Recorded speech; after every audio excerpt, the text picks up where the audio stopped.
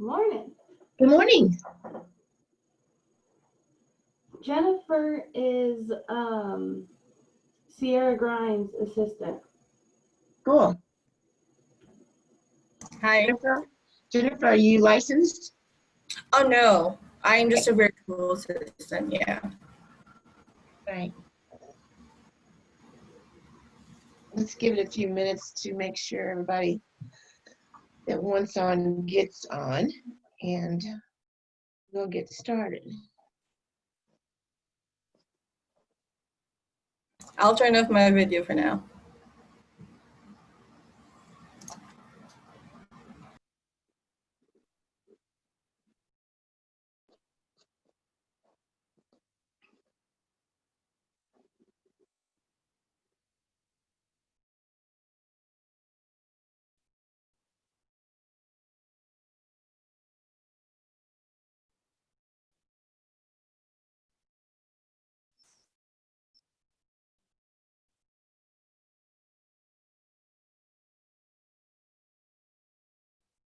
Good morning, Ashley.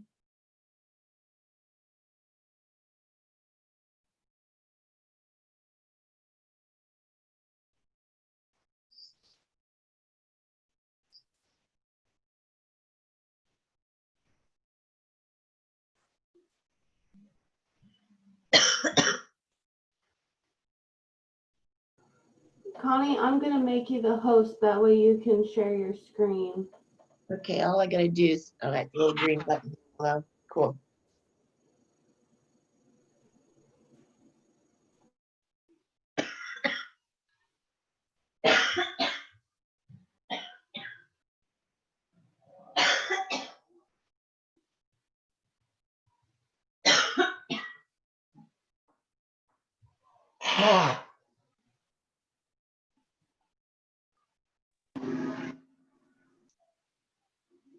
Hi, David. Hi, Terry.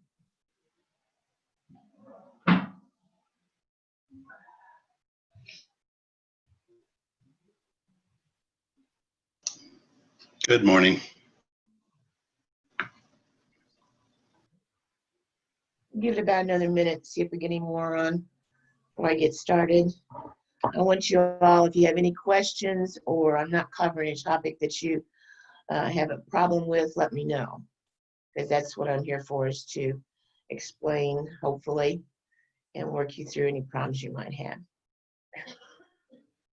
Love Martin's picture.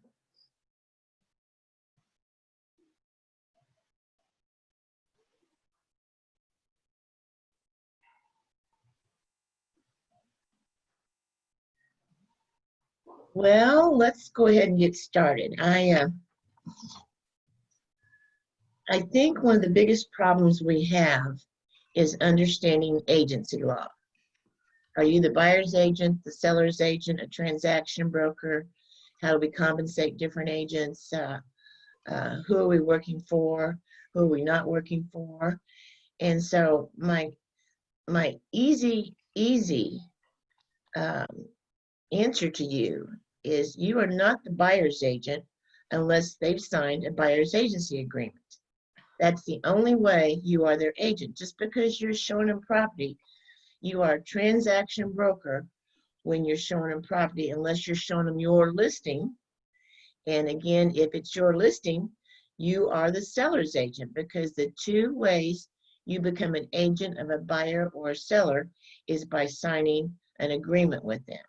So when you sign a listing agreement, you are the agent for the seller. And if you sign a buyer's agency agreement, you are the agent for the buyer. Otherwise, you are a transaction broker and you're not an agent of anyone. A lot of people are confused over authorizations to show. Missouri law says that we cannot talk or show property unless there's a valid listing agreement, whether it's through our MLS or another brokerage company or our own, or we have an authorization to show, which gives us the right to sell the property for the seller. That authorization is not an agency situation. So when you sign an authorization to show, you are not the seller's agent. So don't tell them that you're working for them, because you're not working for them.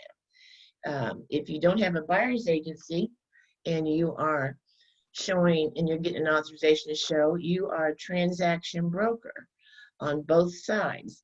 When you write a contract, when it says agent assisting the buyer on one side, agent assisting the seller on the other side, both sides have to be filled out. When you write that contract, you want to say, if you were doing an authorization to show and you're a buyer's agent, you would be a buyer's agent, and you had a buyer's agency agreement, you'd be a buyer's agent assisting the buyer and a buyer's agent when you're assisting the seller.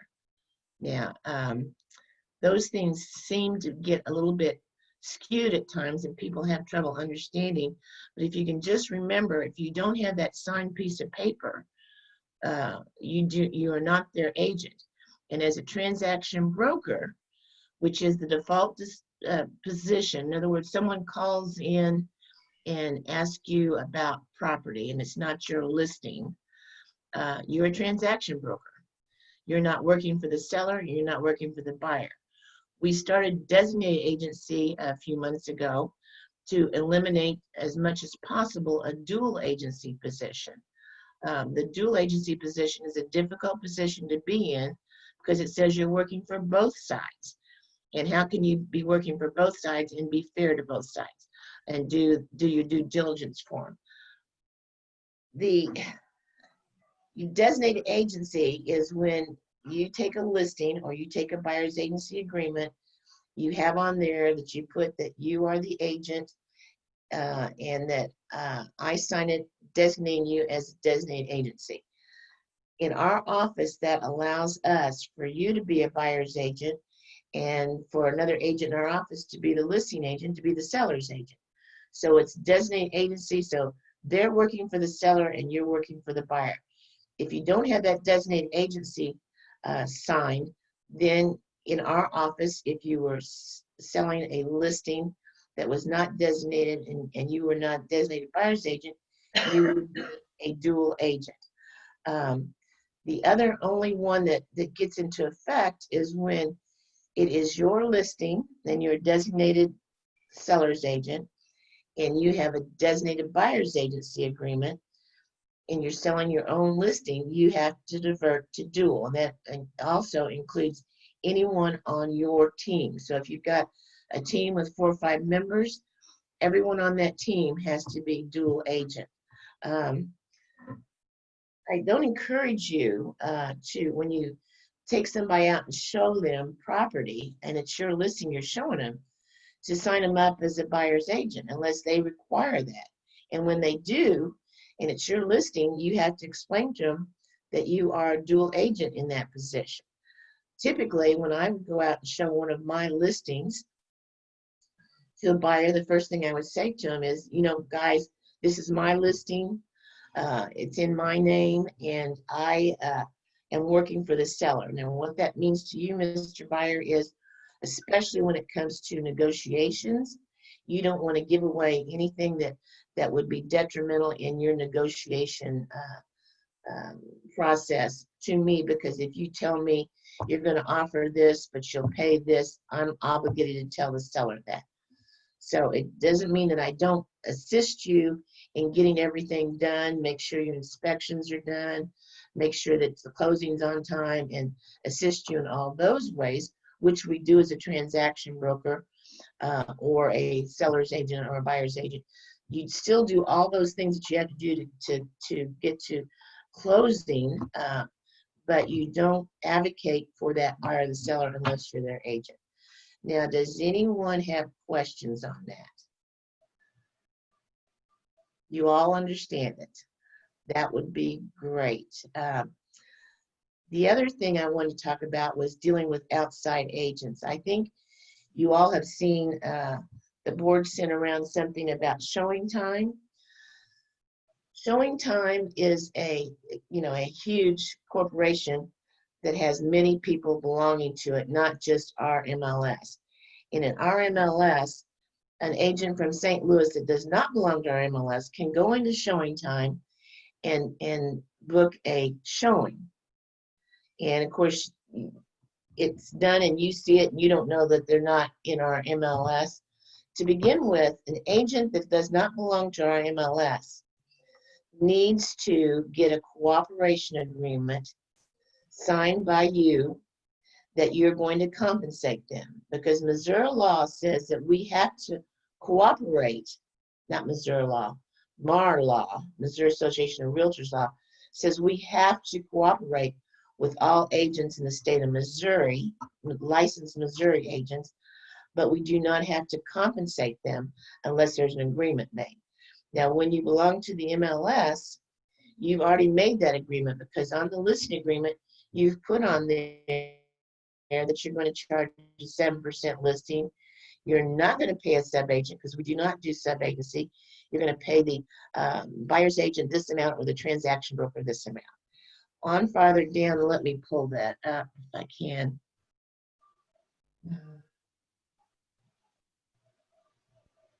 Don't know how to share screen.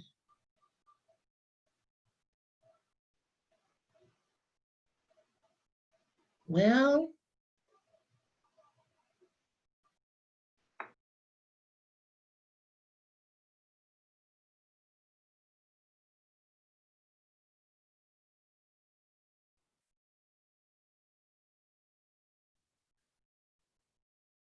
this is the cooperation agreement.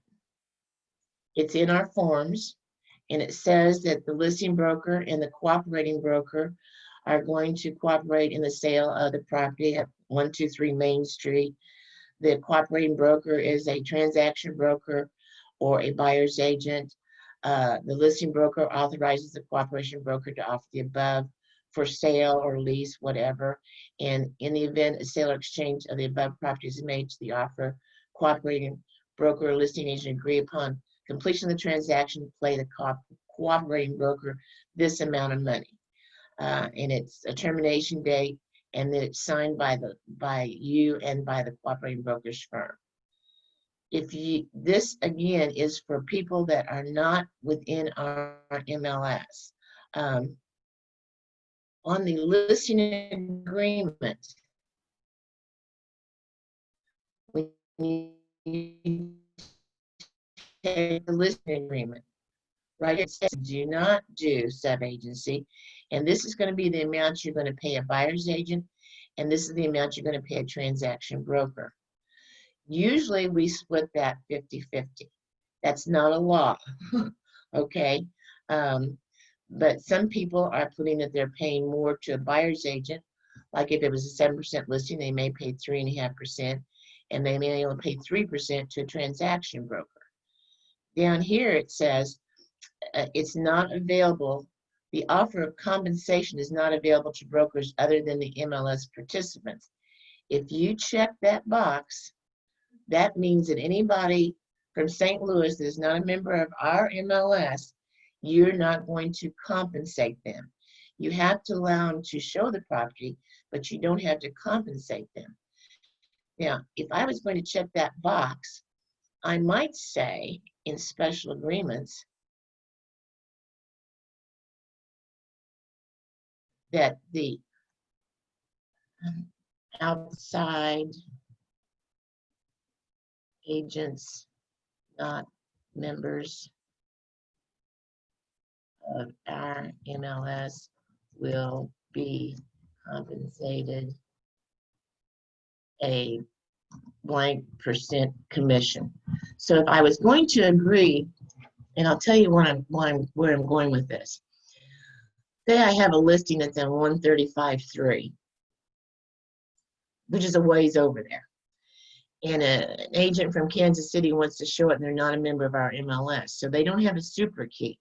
That means I have to go over there and let them in, and I'm going to have to do part of their work. So I may not compensate them 50% of the commission that I normally would. I might say, if you're going to, if I'm going to help you, I'm only going to compensate you 2% or 1% or whatever. So this is where that would be go into effect, and that would only be if you mark this that you are not going to compensate offer of compensation is not available to brokers other than the MLS participants. MLS participants are members of the Bagnell Dam or LOBR Board of Realtors. That's why we're having so many agents from outside of our area. Now, what I started saying a while ago was the Supra.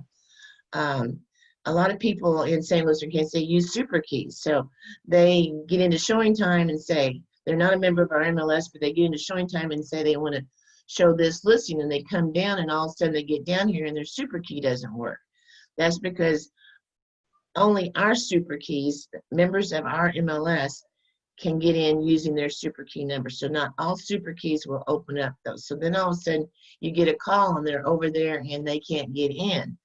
So the MLS is suggesting that all your showing time listings where there is a lockbox, you add the verbiage that if you are not a member of our MLS, please contact the listing agent for showing instructions.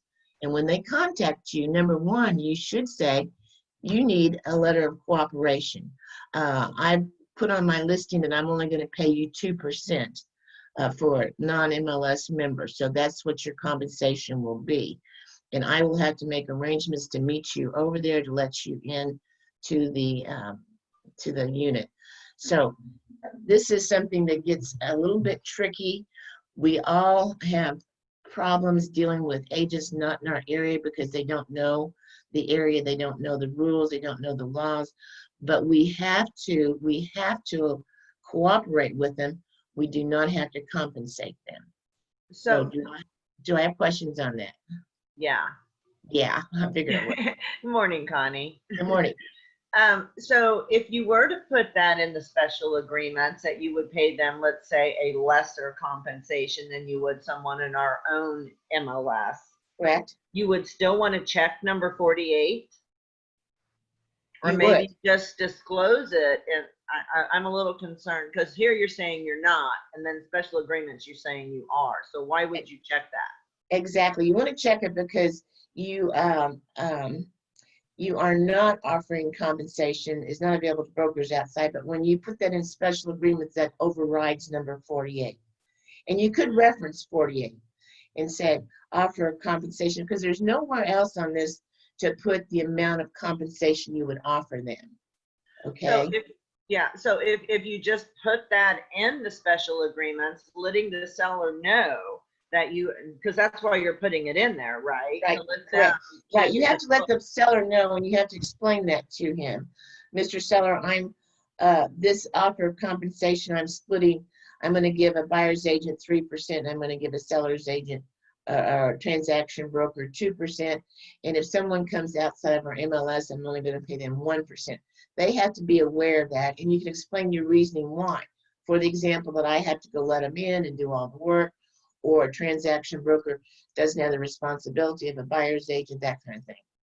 or help them with AmRun when it comes to, docs and whatever else might be involved in that. Because a lot of our agents, it's been my experience anyway, out of the area, they just don't know. They don't. And let me tell you, I'm so upset that NAR, National Association of Realtors, made this MLS of choice available to everyone. I can see why you're licensed in the state of Missouri, which says you can sell any place in the state of Missouri. But should you do that? Should you? Because it also, the Association of Realtors says that you need to work within your area of expertise. Now, do I know anything about St. Louis? No. So should I go up there, even though I've got the right to do it? I have a Missouri license to go up and list a piece of property or sell a piece of property. Am I doing my buyer justice by not belonging to that MLS and not being able to pull comps and know the rules and laws and use their forms and stuff? No, I'm not. So it's kind of a slippery slope there when an agent outside of our area comes in and says, oh, I want to show your property. I have a house down there and I know all about Lake of the Ozarks. They do not know about Lake of the Ozarks.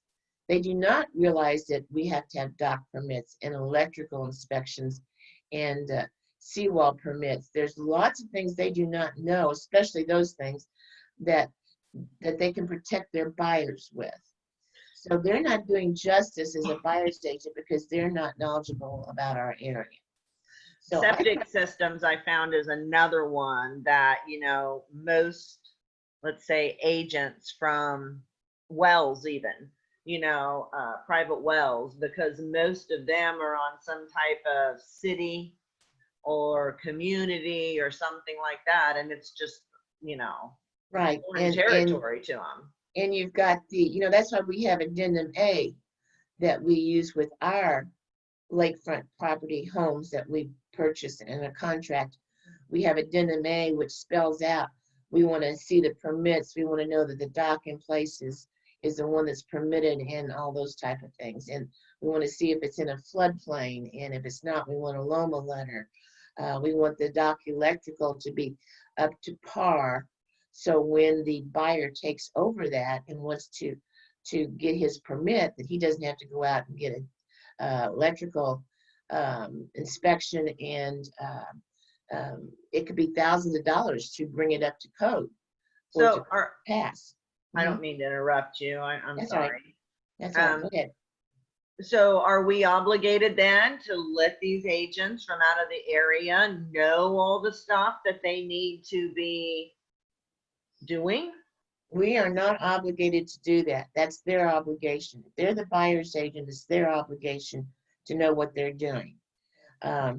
It's our obligation to let them know if there's a problem with something, like the dock's not permitted.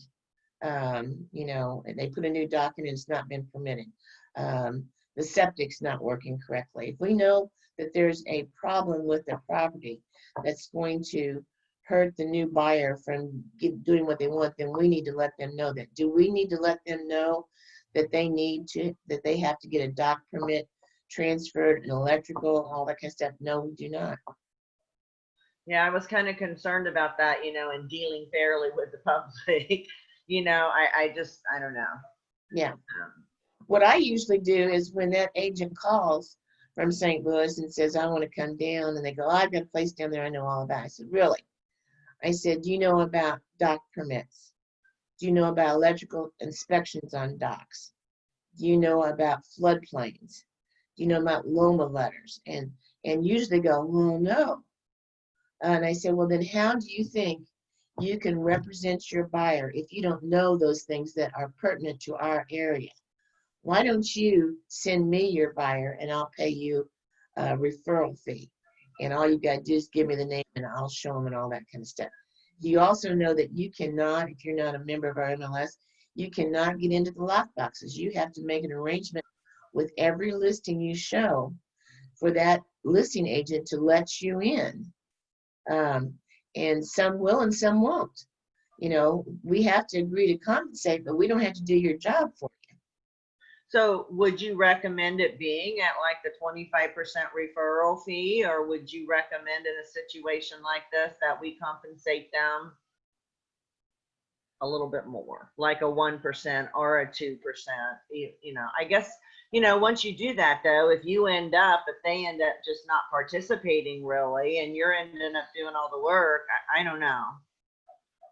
I don't know the answer to that. Right. Well, I'm a big component of the 25% referral. Okay. Does that mean that if someone sent me $1 million buyer that I wouldn't say, hey, I'll pay you 50% referral, or do something else in order to get that done? Number one, we have to remember we're working for our seller, so our whole deal is to get a contract and to get it done. And if they send me the buyer, I'm going to be paid more commission because I'm going to be getting part of the buyer's commission side. So that I don't have a set fee on what you need to charge. I think that has a lot of times to do with where it's located, how much it is, that type of thing. And that needs to be your judgment. Well, I've just found, especially this summer and a little bit last year too, that if you tell them you're not compensating them, because I do usually check this box just because of, the experience of doing all the work myself for them, because they know nothing, Right. pretty much. And then they don't want they don't want to work with you. So Right. And are I they usually doing- don't hear from them again, I guess, is what Exactly. normally. Exactly. And everyone in our board has the same feeling. We don't like to work with people outside of our MLS. That's why I tell you guys, I don't want you going to St. Louis and listing a piece of property. I don't want you taking a buyer up there. Have you got the right to do that? Yes, you do. Should you do that? No, you should not. You cannot know what needs to be known in areas that you're not an expert in. We've learned what needs to be done at Lake of the Ozarks. We don't know what needs to be done in Columbia, Missouri.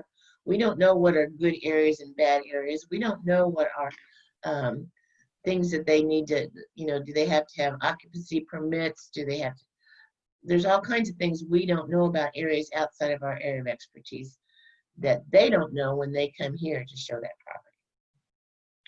So it's just really a personal choice but you're recommending that we do a referral fee or try to get that. If we can't get that, then we need to allow them to show the property, and we need to have on our listing agreement how much we're going to compensate them. Number one, there's a lot of agents that do not realize that they need a cooperation agreement, because in Missouri, it says that we have to cooperate, but we don't have to compensate agents outside of our MLS. So, if you tell them you're not going to compensate them, are they going to come down and show the property? If you say, I won't compensate you if you show it, but if you send your buyer to me, I'll pay you a referral. yeah, they usually say no to that. And I think they go and try to find somebody else. So Yeah. So I like the 2% and the special agreements because, I think a lot of times in Kansas City, St. Louis, sometimes they're listing around 4 or 5% anyway. I just think that. I don't know that for fact. Seems like most cities are a little less than we are here. Right. Yeah. So is everybody It's more comparable to what they're probably going to somewhat get paid, even if they were operating as a buyer's agent in their own MLS is my point, I guess. Right. So does everybody understand all this? Are there any other questions? David, do you have any questions?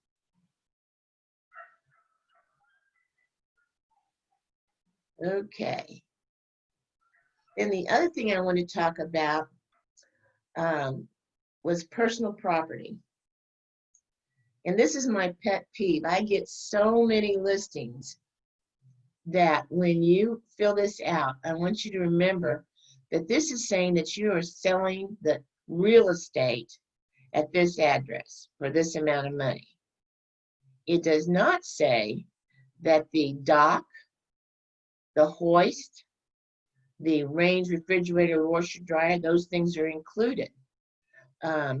So I want you to put in special agreements that the following personal property is included in the sale of this, in the listing price. Range, refrigerator, washer, dryer, dock, 2,000-pound hoist, whatever personal property there is. Either it has to be in there or you need to do a personal property addendum stating that these things go along. This is going to keep you from having to buy a range, of refrigerator, a washer, dryer, a hoist, or whatever. Please, please put it in the listing, because this is where the seller is saying to you, yes, I am agreeing to sell these properties. It is a 6,000-pound hoist. It is a 10 by 24 dock.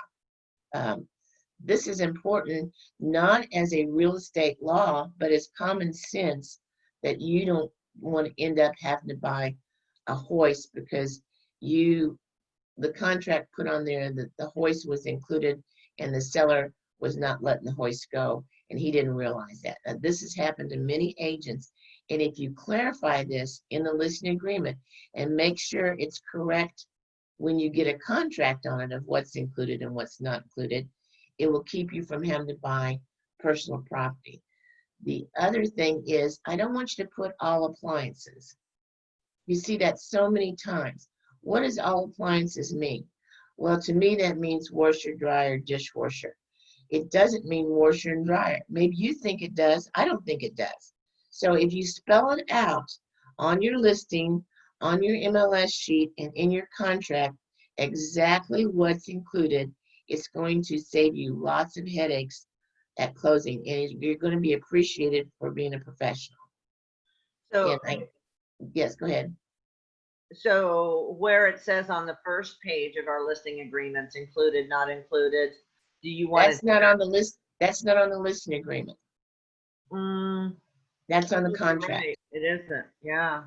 That's on the contract. So I'm saying on the listing agreement, I want you to say, Mr. Seller, your price of $100,000 includes that 10 by 24 boat slip. It includes the hoist. It includes the range, refrigerator, dishwasher, washer, and dryer. If it's spelled out in special agreements or you add that personal property addendum, he's agreeing that that's included in the price, okay? Now, if it's turnkey, let's say, do we need to go ahead and make a full inventory list? Absolutely. What the heck does turnkey mean? Right. Let me tell you what, turnkey to one person means something that's different to another person. So when you take something, they say, I'm walking away, everything goes, it's turnkey. Just don't write turnkey. Make a property list.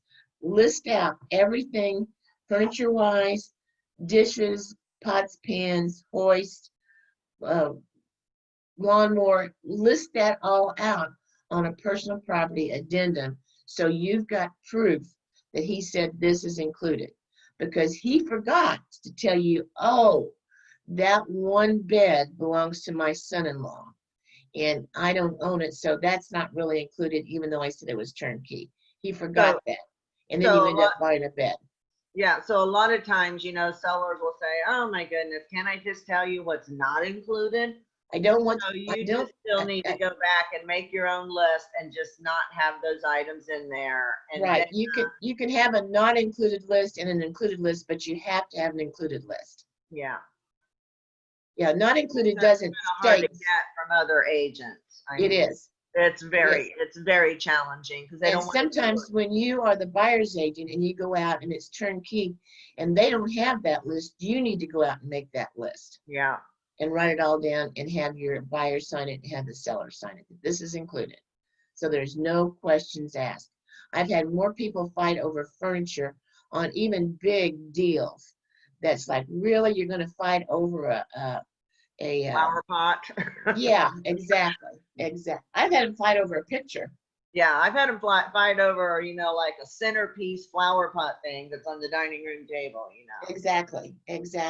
So the more specific you get on the contract, whether it's the sales contract that you're writing for your buyer and you're making that list or you're including that list, or whether it's a listing agreement where you're saying, Mr. Seller, you are including these in the sale price of this property.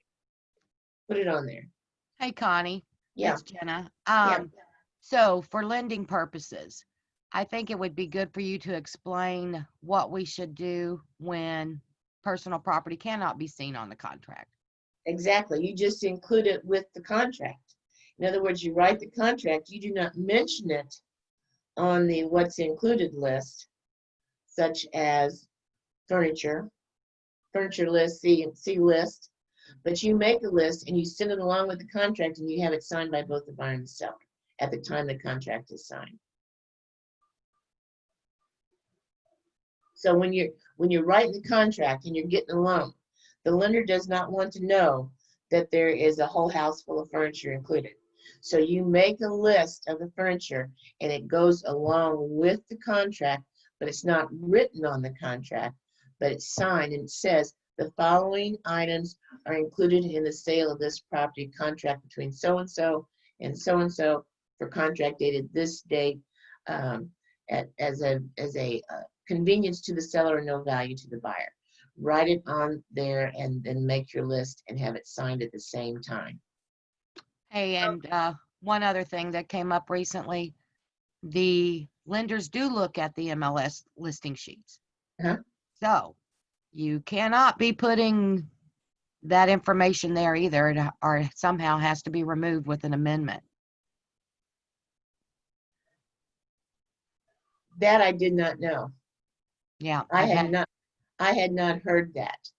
I've that had people- to remove it with an amendment and put in the verbiage on the amendment that it was, just included for the convenience.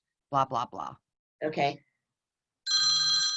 That's a good thing to know. So that should also be on the MLS if they're looking at those sheets. The lenders are stepping in with a lot of things that they didn't used to do. And it's kind of a little bit irritating because usually they say that I don't want to know there's furniture involved. You know, just put it on a separate agreement. They usually tell you that. But it helps if you put on there that it's a convenience to the seller, because it is a convenience to the seller. You have someone selling a condo and he lives in Chicago, Illinois. He doesn't need that furniture. He doesn't want it. Kids don't want it. He doesn't want it. It costs him to remove it, so it's a convenience for him to just leave it there. And is it a value to the buyer? It's a value that they don't have to go out and buy it, but is there a very large monetary value? On some, hardly nothing, because used furniture is not worth a whole lot of money. Now you're buying $1 million house that's been, you know, completely redone, and the furniture is worth $25,000, $30,000 or even more. That's a different situation. Questions? Those are the main things that I wanted to go over today. We are having a lot of multiple offers. My suggestion is if you take a listing and you are sure that you will have multiple offers within a day or two, that you say to the seller, we may have multiple offers. So what I would like to do is put on the listing agreement that it will not, all offers will not be looked at until a certain day. So you take the listing, it goes into MLS on Wednesday, and you say, in the MLS, you put in the MLS agreements and on the listing agreement that all offers will be looked at 5 o'clock on Friday or whatever the date is, to allow time for people to get their offers in. And then you present the offers to the seller, lay them all out. Remember, it's their decisions as to what. Another thing to be very, very careful of is if you have said to your seller, if I sell this, I'll charge you less commission. You have to let the MLS know, and it's on the MLS sheet. It says variable commission rate. So other agents know that they are competing with, if they're competing with you and you have the contract and they have a contract, and you're going to charge the seller 5%, and they're going to charge, if they buy it at 6%, they need to, that agent needs to know that. You all understand that? Yeah, so can you show that on here where you want us to put that in? Because that would be something we'd put in the listing agreement with the Be in seller. the listing agreement, I would, again, it would be in special agreements. I would just say, seller will look at all offers on this date at this time. And the variable interest rate then, or the commission rate, sorry. Well, if you've put on your, if you put in special agreements that, and I see this by other agents, if you put in special agreements that if you sell the property yourself, you're going to charge 5% instead of 6%. That's written in here. Now, that has to go into MLS under variable rate. Sorry. So the other agents are aware that you're charging a less commission, so they're not playing on the same playing field as you are. Connie, I don't know what you mean by it goes in the MLS as variable rates. Is that a new input status? Because I haven't seen that. Yeah, I haven't either. Let me pull up the MLS. Wait a minute. I know you can put in 2% for transaction broker, 3% for buyer's agency, nothing for sub-agency. But I haven't seen variable in there. Okay, new share.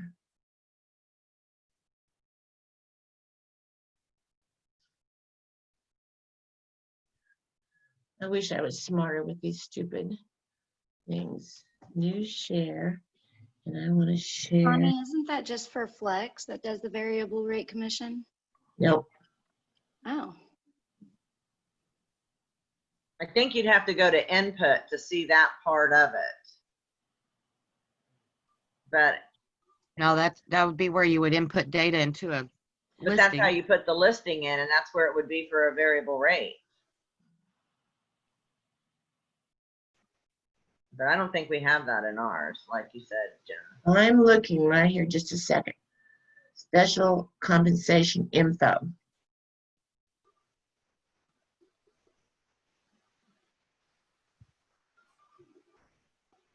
So yeah, if you go up to the top and to input, like you're adding a new listing in on your dashboard up there. I'm looking at the MLS sheet itself. Yeah, I see that. Yeah, agency, possession, closing, special compensation info. That's where I think you would put variable rate. Yeah, it does have that. Actually, I'm looking at it. If you go to input and then hit agent information where you enter your 3%, or whatever your percent is on that, Mm-hmm. it's on the bottom left. It has none, bonus, quarter, lender approval, exclusions / exemptions, HUD and NAD required, and then variable. Yeah. Okay. Well, I've Okay. never done it, so I've never used it. Yeah, exactly. You know, I get a lot of you saying, oh, I have a seller and I sold his house last year, and so he wants to know if I'll give him a deal. I don't understand that deal.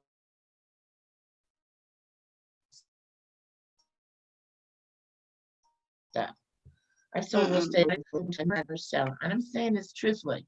Say to me, well, you made money off me 3 years ago, so will you give me a deal now? I say, no, it's the same thing. You know, I still have to do all the same work. Why would I take less compensation on this deal than I did before? But that's up to you if that's the way you want to get the listing. I kind of would like you to stand strong and say, no, still costs me the same amount to do my work. Our commission is based on what it costs us to do our job. And actually nowadays, we spend more money in listing a piece of property by getting special pictures done and all that kind of stuff, and belonging to Zillow and all these things in order to get it marketed. So it's not less money. It actually maybe costs us a little bit more to host a listing. So why do we cut our commissions? I think that if you find that when they start saying cut your commissions, that old adage that Keller teaches us in bold, saying, well, if I start cutting my commissions with you up front, how good am I going to be at negotiating for you when we get a contract? I would stay strong with it, and again, that's up to you, and it can depend. If it's $1 million listing and you want to do it at 6 instead of 7, that's fine. But I would start out at 7 every time and say, hey, that's what I'm worth, and this is what I do, and explain to them what you do that other agents don't do to get it sold. Yeah, it's a competition thing with other agents that are willing to do it more than us wanting to relinquish commission. I think it's Right, you know, but it's like also the listed fact or that not, kind of, you know. I mean, I just lost one trying to stay at 6.5% to Donna Myers because she would take it at 6. well, we have to prove to them our value and our ability to negotiate on their behalf and get them more money than other ones would. With this market the way it is right now, I understand, because we're listing properties and within a day or two we're getting several offers. So it's a little bit different now than it used to be, but I'd really like for you all to strive to get that 7% or 10%. And everyone needs to know too, and it's in our manual, we have a minimum commission of $1,000. So you can't list a second tier 4 Seasons lot for $500 and get paid 10% on that, which would be $50. It's a minimum of $1,000. Now, does the seller want to pay you $1,000 to get that gone? They do it. They do it because they've been paying for the taxes and the assessments for years. They just want rid of it. So if they want to list it at $500 and they get that $500, they pay you $1,000 commission, which you split with the selling agent. That's the way it should be. We're not in here to fill with $50 transactions. So $1,000 minimum on all listings. So you take those little bitty lots for $1,500 or $1,000 and you get $1,000 commission. Yeah, the seller has to come to closing with that money to pay your commission, but he's now rid of that property that he's been trying to get rid of for years. Well, here's the other thing too, Connie. I don't know if everyone else has noticed this, but these individuals are just doing for sale by owner. Right. Because they can totally get the same results just as fast. Right. So how do you combat that? You combat that by, do they know? There's certain things that they don't always know. The biggest one, of course, is, was it built before 1978? Mr. Seller, do you know your obligation, which is a national law with HUD, that you have to fill out a lead-based paint disclosure and give them a lead-based paint brochure? And if you don't, there could be a $10,000 fine. Do you know how to qualify your buyers? Do you know that everyone you're letting into your house to see it are a qualified buyer? There's all kinds of things that we do. And how are you going to write the contract? Are you going to go to Staples and get a real estate contract that doesn't say anything, really to protect you? Our job when we take a listing is to get you the most amount of money in the shortest amount of time and cause you the least amount of problems. So how are you going to deal, Mr. Buyer, Mr. Seller, when your buyer comes up and says, well, I don't think I can get, I don't think I'm getting my loan. Where are you putting the earnest money? I mean, there's all kinds of things that they don't realize. Can they sell themselves? Absolutely. Is there a problem selling themselves? Yes. And I also found out that from my own experience, when I had my own property for sale and I would show it, I tend to overcompensate and tell them everything that's wrong. The liability a seller has, if they don't have a seller's disclosure and pay for a homeowner's warranty and make sure that the buyers have inspections, is immense. So that seller can come back on that buyer and say, you didn't tell me that the air conditioner wasn't working. There was no sellers. I mean, there's all kinds of implications that they have when they do it themselves. So I try to explain that to them, that my job is not only to sell their property, but it's to protect them from lawsuits. Well, and I've shared a lot of that. And Good. a lot of times they just say they're going to have attorneys take care of each side. And they can do that. Yeah. There's And nothing here's like- and there's- you know, I had a lady call me wanting me to provide her with sales forms. Right. So make sure everybody realizes our forms are not shareable. No, in other words, the Missouri Association of Realtors forms are for our members only. We do not give them out to a buyer or seller so they can write their own contract. Never, never, never. That's not, we don't give them advice because we're not attorneys on how to sell their property unless they list it with us or have a buyer's agency with us or an authorization to show. You need to be very, very careful about practicing law. Practicing law means you're writing too much into a contract. Most generally, there's always an addendum or something in our MAR forms to work with. This is a backup contract. This is subject to selling my home. This is subject to appraisals, whatever it is. There's forms for that. And we are the only ones that are allowed to use those, members of the Missouri Association of Realtors. And should not be given them out or given advice to a buyer or seller. So I got in late. Did you go over the sight unseen new form? No, and we haven't gotten that yet. Oh, it came in the email where we could get the link to it. Oh, did it really? I didn't see that. So that's something that Mara is putting out because of our market right now. And I have not seen that. I think it's a good thing because we have had buyers say, oh gosh, I want this so bad. I don't care if it comes on the market. Write the contract. I don't care if I see it or not. I want you to be very careful of that. I think it's easier on condos because they usually know the condo project than it is on lakefront homes or offshore homes. That sight unseen thing is a little bit scary because a lot of times they may say, well, I'm going to write this contract and I'll be down on Saturday to look at it and approve it. And then they get down, and when they drive by, they see junk or back of the cove or whatever, and they don't go on with the contract. So the sight unseen should be a good thing, and I haven't looked at yet, so I will. Okay. My other question was on the listing contract, because of what's happening with these sight unseen buyers, they are many times backing out, like you said, once they see there's trailers in the neighborhood or something of that nature.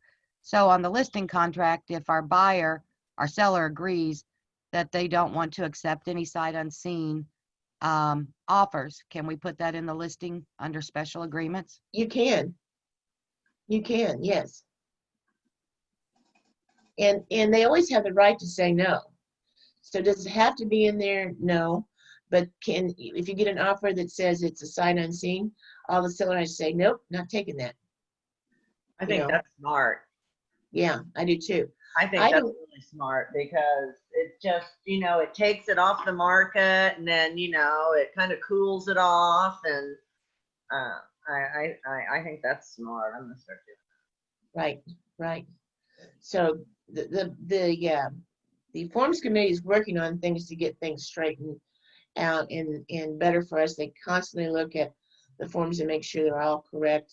They're looking at the inspection notice thing, which has always been confusing to everybody, and revamping that.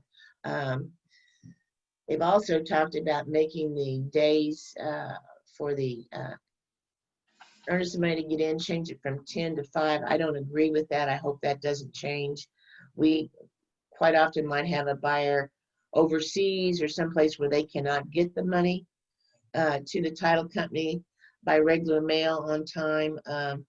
So those are things that we need to watch in those new contracts that come out the first of the year, and we'll go over all of them.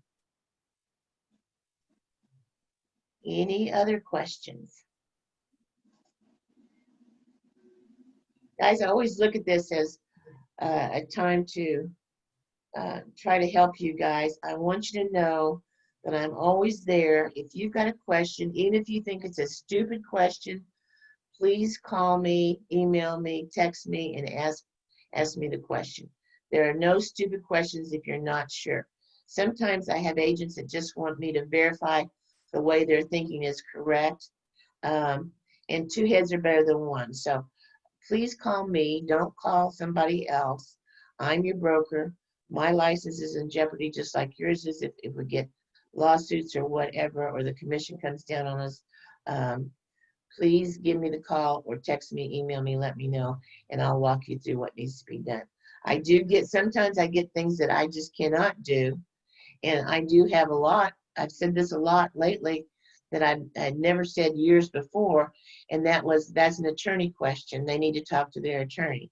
Or if they want this drawn up this way, we can't write it up. We're not an attorney, so they have to get their attorney to write it up that way, and we'll attach to the contract.